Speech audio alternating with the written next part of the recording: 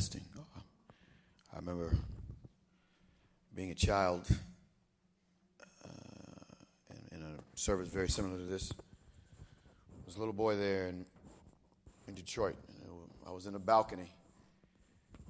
The church was considerably larger than this one, the building itself, and the membership, reputed membership, was considerably larger. And the preacher came. He was a visiting preacher. And he preached a message, and it struck a chord in me. I couldn't have been any more than about 6, 7, 8 years old. And I happened to be in the balcony at the time. And I don't really remember why that was, because generally I didn't go up in the balcony. I sat with my grandfather or some of the older saints that were there. But there were so many people in the building that afternoon that I couldn't get down. I was actually under conviction. I remember that quite distinctly. I was actually under conviction, but there were so many people I couldn't get to the altar. I couldn't get there. I could not get down. You don't have such a circumstance this afternoon. I regret, really, not fighting my way through that. I should have. But I was a little boy, and I figured, well, he preached, and I wanted to come down. I felt a tug, but there were just all these people, and I just felt like I can't get through them. And they were out I tried to come down a little bit, and they were all standing around, and it was packed. And I believe that was one of the special visitations that God placed upon my heart. I can remember 2 or 3 like that, and that one has stuck with me for years. And I'm trusting in none of our children that God come by and try to visit you at this time, and you find yourself under the same circumstance. You're going to have to fight through a crowd, whether it's literal or figurative. You with me?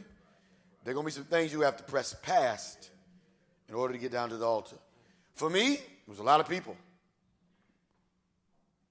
For you, it might be your own personal desires, your personal whims, your obstinance in some cases. But don't let that be the case, children. Here, we love you. The Bible said when Jesus was here on the earth, he took special notice of children. On several occasions, you'll find him putting them on his knee and etc. And instructed the disciples, says, don't forbid them to come to me. Don't you stop them. We had a sister once that would not let her children come down to the altar. She said that she didn't want them doing things that they didn't really understand. And we said, let them come, because they'll get understanding later. Well, what she said prevailed. And now, at least 2 of her children are on the wild, if you please. On the wild. Amen. So, children, the altar is open. If you're upstairs and you need to come down and pray, nobody's going to make fun of you. That takes effort. When I was little, I tried. I couldn't get to the press. I couldn't get to the press. I just gave up. So forget it. In my little mind, you don't want to do the same thing. God may be trying to spare you from some significant problem down the road.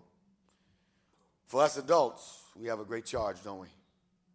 As Brother Jim has laid out, these little ones are placed in our watch, care, and keeping. And we don't want to do anything or present ourselves in any way that's going to obstruct or hinder them in their walk with God. If we don't give them what they need and do what we can to help them, then when they get old, what else will they know? If we let them run rampant over us and make excuses and talk back and be dismissive of the message and ignore and disruptive and talk to the saints in any kind of way, well, God's going to hold us accountable for it. And let me tell you this, even after your children get grown, you say, Brother Ron, come on. No, after they get grown, They should have enough respect for you that they don't just try to do anything or say anything or conduct themselves in any way around you. You understand? Samuel was put in the position because Eli's sons got in big trouble. Eli's sons were grown. And Eli talked to him. Eli had a conversation with him several times. Oh, my sons, don't do this, don't do that. But God said, that's not enough. They're grown men. We understand that. But I tell you what you need to do. You restrain them. You put judgment on them. Right? You say, oh, we can't do that. Why can't we? Why can't we? You the parent? You say, oh, well, they're grown, and if they're in your house, they shouldn't be allowed to do anything and everything. How's that? They can do anything in your house? Can they bring women in or men in? That would be inappropriate, wouldn't it? If they live in your house and you got rules, then you should be able to enforce them. Or they can find someplace else, right? And even if they're out of their house, there's some things that if they do, you should be able to say, honey, you shouldn't be doing that, and charge them. No, don't talk like that. No, don't say that. Don't do that. That's inappropriate. Amen. And God will bless us for that. I believe that. I don't believe we just say, well, you know, they're grown now, let them go and do whatever they want to. I did my part. Really? And you just let them go on their way? I think not. And I don't know if any parents here would do that, but I'm just making that point. We love them. And even after they get grown, they're still on our hearts. They'll always be our children. When we're 80 and they're 40 or 50 or 60, they're still our children. And we're still thinking about them. We still may call them and say, you know what, you need to come to church. You need to be saved. You need to get straightened out. You need to stop doing what you're doing. And you need to instill enough respect in them while they're young. Right? You're not going to still respecting them when they're looking down on you. Mama, you know, but you want to start when they're down and knee high. Actually smaller than that, really, but you understand what I mean. Amen. Good message. We can run the aisles on this if we get the victory. Amen. Don't you? We want our children to be saved. I mean, we want the world, but we want our children too. If we could get all our children, we've said this many times here, and I know this to be a fact. If everybody that's been saved here were here today, we would not have enough room. We wouldn't have enough room. We would not have enough room. If all our children and all those that came were saved today, we would not have enough room in this building. We wouldn't have it. We wouldn't have it. Just too many people. And the devil works hard to get our children because they got a leg up. You know, they can hit the ground running. There's something we don't have to struggle and contend with them about. And we don't have to explain it because they learn it from Sunday school on up. And they know it.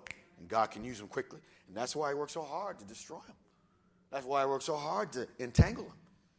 And God help us to pray that the Lord would have mercy on our children. Jesus said in one place, weep not for me. He said, I'm going to the cross. What could be worse than that? To suffer for the sins of all mankind and to be brutalized up there. And all these said, wait a minute, don't cry for me.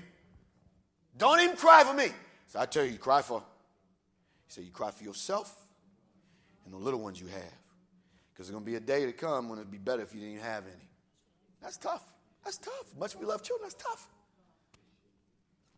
God help us. I don't suppose we need a long, I don't want to draw it out anymore. We already have in that sense. But sometimes even parents need to get down and pray. I'm not saying you have to come down to the altar, but if you need that, it should be appropriate to do that.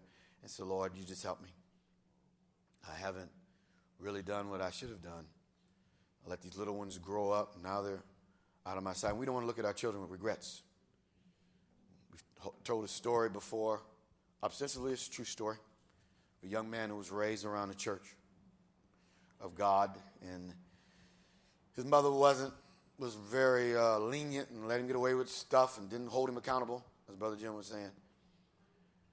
And he was placed upon a gallows where they were going to hang him. And his mother came up on the gallows. They allowed her to come up. And she was crying, my baby, my baby. And when she came up, and she went to hug him, he reached over and bit her ear off and spit it out. And then he looked at her and said, you're the reason I'm here. If you'd have done what you were supposed to do, I wouldn't be here. But you're the reason why I'm getting ready to get hung. That's a terrible thing. We don't want that to be the case of our children's attitude. And I'm not suggesting it is. I'm just saying, saints, please take this to heart. That goes for me. That goes for all of us. I got some children out there that are not saved. I want them to be saved. I look at them from time to time and say, Lord, have mercy. We do all this so they can just dilly-dally around out there and sin and play the fool? They know all what they know, and they're just going to go out there and act like they're acting? Lord, help us. Lord, help us. And you all that have little ones, real little, you have a golden opportunity to shape. You say you want to be an evangelist. You want to win the world. You want to win soul. Well, you got something. You got something to win. Amen. Little boys and little girls whose hearts can be molded and shaped and tenderized so when they get old enough, you can transfer them or deliver them to the Lord, and they'll know what it means to be obedient. They'll know what it means to be submissive. They'll know what it means to pray through things. They'll understand that. All right. Well, if there are no others that feel so disposed, you might be seated.